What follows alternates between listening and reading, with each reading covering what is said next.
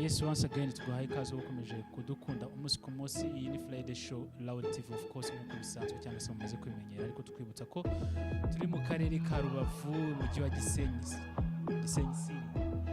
Ariko nanone tukubwira ngo turi muri Friday Pictures, ushobora kugana wowe n'inshuti zawe mufite ibintu bigiye bitandukanye, defense graduation ndetse n'amayandi ma event agiye atandukanye. Ariko nanone tukubwira ngo turi kumwe tumirwa hano usibye katari tumirwa usanzwe kuri Loud TV nk'uko bisanzwe. Reka tubwire ngo tuguhaye ikaze kandi nanone atubwira ngo cyangwa se aduhera ikaze abakunzi bacu. You are most welcome brother.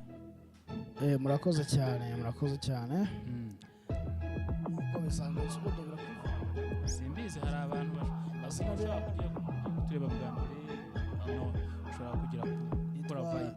Nitwa Amuza, azana n'isi n'ababyeyi. Amazina naje ku muhanda ni Tupac Shakur cyangwa se Washington wa Zanzibar wa American cyangwa wa Indonesian, ayo ngayo yose nayanjye. Okay, mwabyumvise harimo US, Zanzibar, Indonesia. Ubwo murahitamo ibyo mukwiye kumwita nyine tu. Ariko bro, showbiz yuzuyemo amarozi.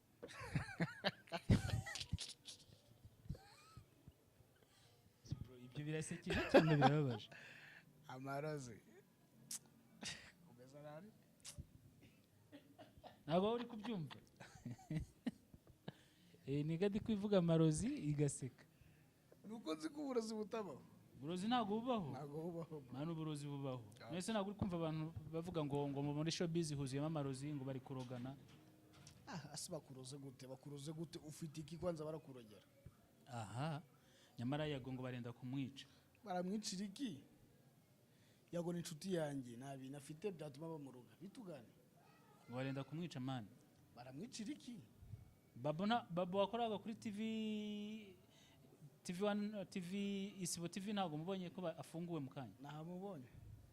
None se urumva badafite abanzi muri showbiz. Ntabwo sibwo uburozi birani ibintu bibaho. Ariko ngo hari abantu ngo ari kwishyura runaka ngo uzankorere runaka ikintu kimeze gutya na gutya. Ibyo wenda byashoboka ko ntabwo uburozi bwashukunda abantu. Nkuko nanjye hari amaniga yanjye yamuvuze ngo yatanze amafaranga ngo bazankubite. Ko narabisimbutse ntabwo banshobora. Bro, turi mu gihe cy'amatora. Amini tugiye mu gihe cyo kwamamaza umuyobozi mukuru w'igihugu mu kwezi gutaha tuzatora. Uri kubibona gute? Vibe uri kubibona gute muri no minsi? Uri kubibona gute? Ukuntu bimeze? Umusaza ni umusaza. Umusaza ni umusaza, ahantu hose ageze aba ari umuriro. Umva rero udashize ku gipfunsi waba ufite ikibazo. Shira ku gipfunsi dushigikira umusaza wacu bive mu nzira dukomezanye nawe. Wabonye ibyabereye muri Rubavu ejo? Ntari mari. Wari uriyo?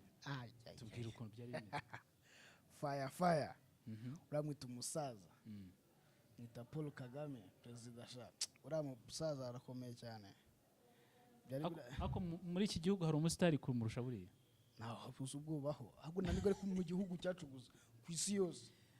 Niyo mustari wa mbere. Cyakorera umusaza no umusitari man. Umustari wa mbere ku isi.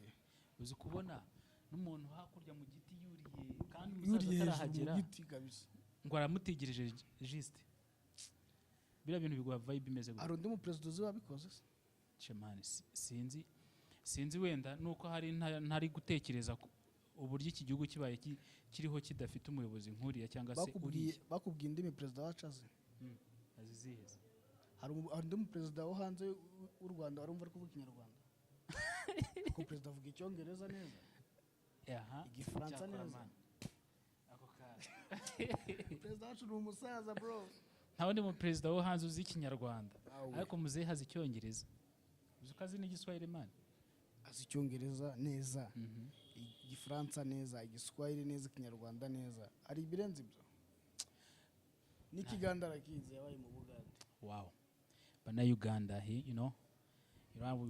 ibyo turi kuvuga murabyumva neza, ariko reka tuve aho ngaho muri campaign n'ubundi umusaza agomba kuzatorwa, ahubwo utazamutora cyangwa se uri ku rundi ruhande sinzi. I don't know what you are thinking about, cyangwa se aho uzaba uri kubarizwa ubonye umusaza w'ukuri abaye n'ubundi nyiri Banyarwanda. turi mu karere ka Rubavu mu mujyi wa Gisenyi n'ubundi nubwo turi muri ibi bintu byo kuvuga ngo turi kwamamaza umuntu uzaba umuyobozi w'igihugu ariko bro hari ibintu bitajya bicika muri Rubavu byabuzukuru abuzukuru se ngo